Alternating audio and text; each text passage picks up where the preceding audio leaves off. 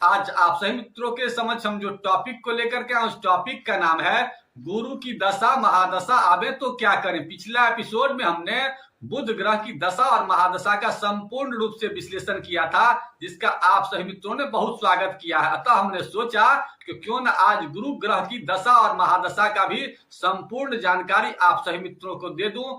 आज के एपिसोड में मुख्यतः हम लोग शुभ गुरु ग्रह की दशा के क्या संकेत होते हैं और अशुभ गुरु ग्रह की जब दशा आती है तो क्या क्या संकेत देते हैं, इसके अलावा अशुभ गुरु की दशा को शुभता में कैसे बदला जाए, इन तमाम बातों की जानकारी आज के एपिसोड में देने वाले हैं। अतः ध्यान पूर्वक और धैर्य पूर्वक आज के एपिसोड को सुने और सुनने के बाद अपने जिंदगी से गुरु ग्रह जनित जितनी भी समस्याएं हैं उन समस्याओं का अंत कर लें। और आप सभी मित्रों के लिए एक विशेष उपाय भी बताएंगे।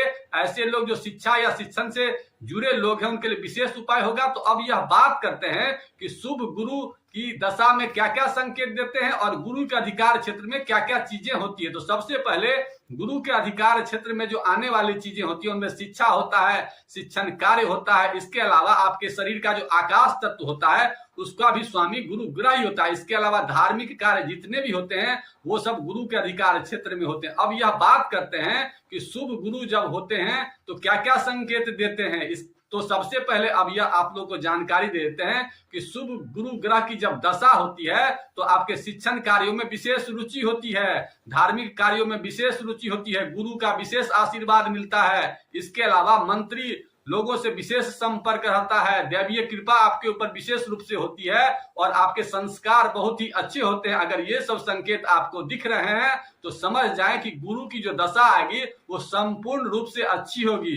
इसके अलावा अब यह बात करते हैं कि खराब गुरु ग्रह की जब दशा आती है तो क्या क्या संकेत देते हैं। तो सबसे पहले आपको शिक्षा और शिक्षण कार्यों में विशेष रुचि नहीं लगेगी, आप पढ़ेंगे भी तो आपका मन एकाग्र नहीं होगा। इसके अलावा आपके लीवर जनित समस्याएं आपको ज्यादा परेशान करेंगी, दादा का सुख नहीं मिलेगा, गुरु लोगों से विशेषतः आपकी दूरियां बढ़ जाएंगी, आपके पास शिक्षित लोग नहीं बैठेंगे। इसके अलावा आपके अंदर में अहंकार की वृद्धि हो सकती है, मोटापा बढ़ सकता है, सामान व्यवस्थित नहीं हो सकता, महिलाओं के जिंदगी में वैवाहिक समस्या की संभावना हो सकती है, उनसे पति से रिलेशन अच्छा नहीं हो सकता। इस प्रकार की जितनी भी चीजें हैं वो सब गुरु के खराब होने के संकेत देते हैं। अगर ऐसा संकेत आपके शरीर में या आपके जन्म कुंडली में दिख रहा है तो समझ जाएं कि गुरु को मजबूत करने की जरूरत है। अगर गुरु को मजबूत नहीं करेंगे तो गुरु की दशा अच्छी नहीं होने वाली। अतः अब हम यह आप लोगों को कुछ उपाय बता देते हैं गुरु ग्रह को मजबूत करने के लिए। लेकिन उसकी जानकारी देने से पहले आप लोगों से एक नम्र निवेदन करना चाहूंगा कि अगर हमारे चैनल को सब्सक्राइब नहीं किया है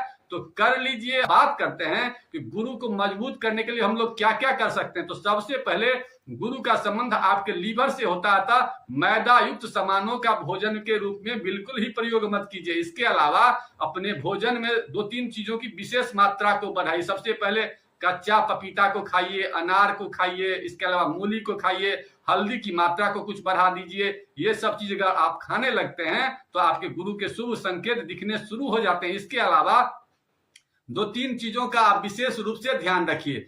कोई गुरु को पकड़िए जो आपको अच्छी सलाह दे। इसके अलावा दादा वगैरह लोग हों, बुजुर्ग वगैरह लोग हों तो उन्हें पैर छू के प्रणाम करने की आदत अपने आप में डालिए। अहंकार का त्याग कीजिए और विशेषतः शिक्षा लेने का हमेशा प्रयास कीजिए। जब भी आपको मौका मिले तो या तो किताब पढ़िए, नहीं तो यूट्यूब में किसी अच्छे गुरु को खोज करके उनके शब्दों को सुना के ये सब अगर आप करते हैं तो आपके गुरु ग्रह अच्छे होते हैं। इसके अलावा कुछ अब धर्म की भी बातें कर, अगर आप धार्मिक बनना शुरू कर देते हैं तो आपके गुरु ग्रह अच्छे होने लगते हैं। इसके अलावा जब आप भगवान विष्णु के शरण में जाते हैं और उनके मंत्र जो प्रिय मंत्र है ओम ब्रीम बृहस्पतये नमः स्वाहा, उनको जब बोलते हैं तो बृहस्पति महाराज प्रसन्न होते हैं और आपको आशीर्वाद देते हैं और आपके अंदर में विशेष रूप से वृद्धि होती है ज्ञान की। अब यह बात करते हैं कि वैसे लोग जो लोग शिक्षा से संबंधित कार्य से जुड़े हुए हैं, जो लोग धर्म के कार्य से जुड़े हैं, उनके लिए कुछ विशेष उपाय बता देते हैं। तो उनके लिए क्या करना है उसको लिख लीजिए। सबसे पहले उनको 2 चीज की व्यवस्था करनी है, या तो आप हल्दी की व्यवस्था कर लीजिए